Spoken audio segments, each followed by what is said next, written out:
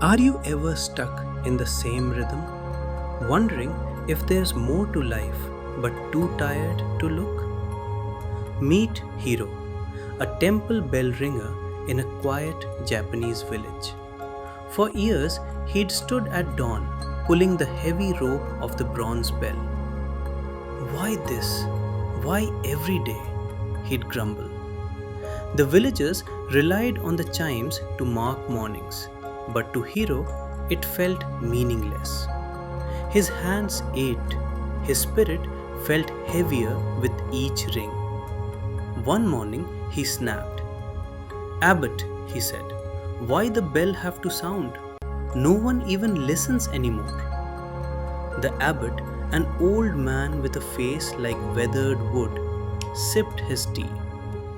The bell rings, he said slowly, not for the villagers, it rings for you. Hiro blinked. For me? Yes, to wake you from sleep, from habit, from the noise of your mind.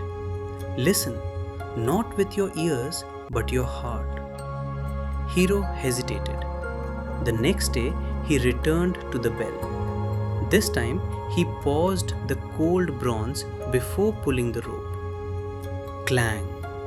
The sound swelled, trembling through the air. He noticed the way the light caught the bell's cracks, the echo that dipped into silence. Each ring became a moment, not a chore, but a conversation. He felt the weight of the rope, the stillness before the chime, the way the sound seemed to breathe. Weeks passed. Hiro's hands still ached, but his chest felt light.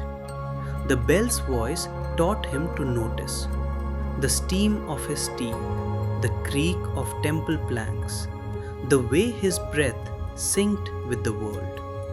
Routine, he realized, wasn't a cage, it was a door, if only he paused to open it. Your routine isn't a cage, it's a door.